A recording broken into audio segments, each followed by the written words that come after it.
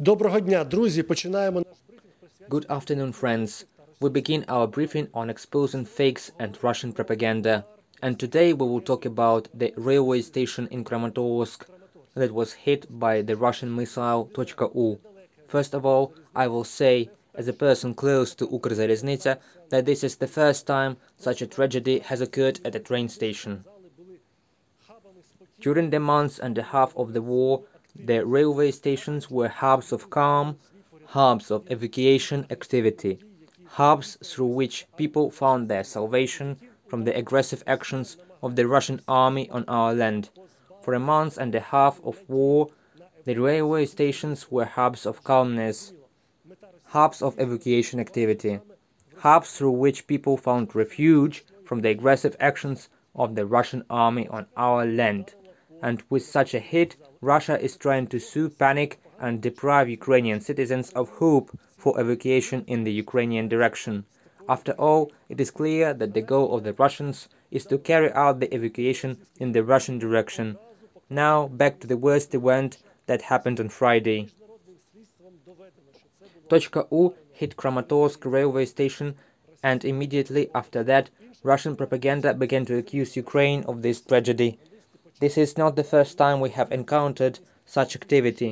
Remember how during the attack on the plane of the Malaysian Airlines, they immediately put the responsibility on Ukraine. Although to date international investigators have proven that it was hit with a Russian missile system from the territory of the so-called DPR.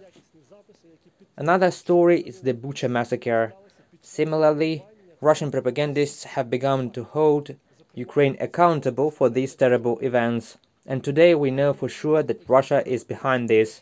We have confirmation of both Human Rights Watch, the international human rights activists, and the video from the satellite published by the New York Times.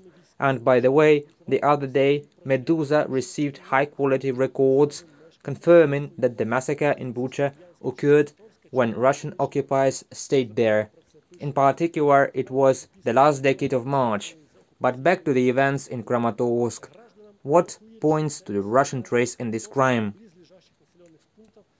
First point. The night before, Telegram channels associated with occupation forces began posting that they did not recommend locals to evacuate from Slavyansk or Kramatorsk through railway stations. In particular, the Telegram channel Zapiski Veterana, associated with occupation forces, writes about it. Citizens evacuating from Slavyansk, Kramatorsk and nearby settlements, I advise you not to leave the city using railway transport. This was written on Thursday night around midnight, while the tragedy happened on Friday morning. Similarly, following the attack, Telegram channels linked to the occupying power published this. The Kramatorsk railway station was hit 10 minutes ago, working against a cluster of militias of the armed forces of Ukraine. Telegram channel Russian Tarantas, also associated with the Russian occupation authorities, reported that Conflict Intelligence Team project, which studies war crimes on indirect grounds, analyzed the crash site. In particular, they proved that the attack was carried out from the territories controlled by the so-called DPR, as indicated by the location of the missile on the ground. They also refuted the information of Russian sources that the so-called DPR allegedly does not have .U complexes.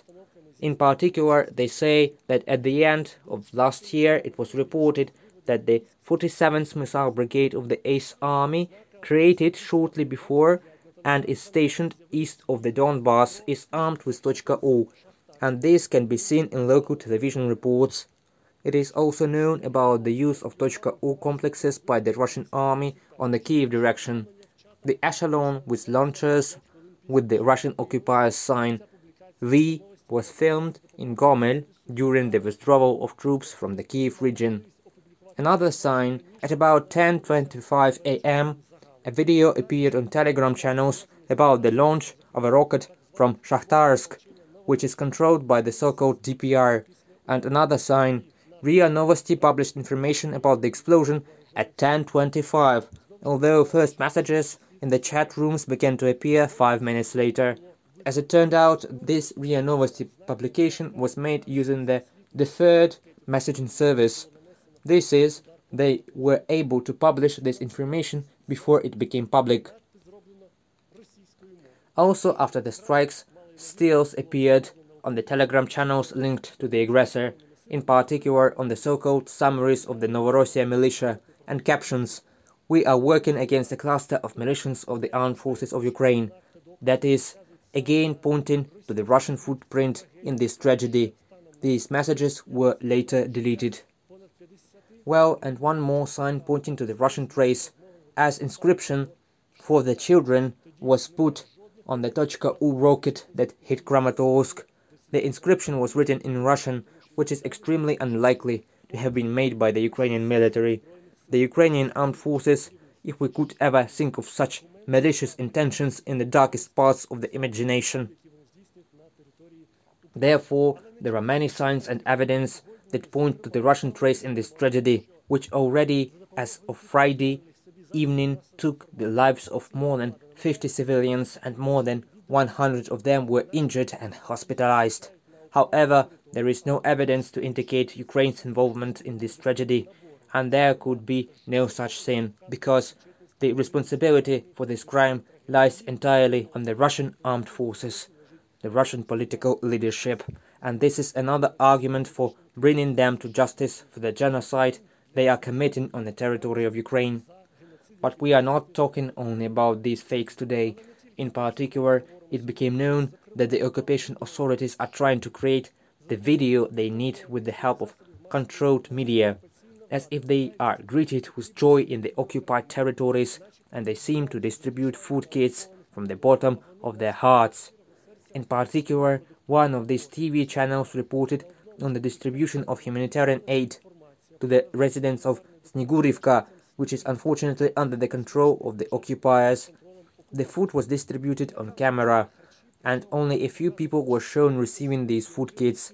And of course, it was important for the propagandists to distribute Russian-made products, whereas the most distributed products are of Ukrainian origin that were looted or simply stolen from shops in the occupied territories. Therefore, in these conditions of information warfare, the only appeal to those living in a territory controlled by Ukraine authorities and in the occupied territories is not to trust the aggressor's propaganda resources, trust the armed forces of Ukraine, trust the official media of Ukraine, and trust the Ukrainian political leadership. See you soon.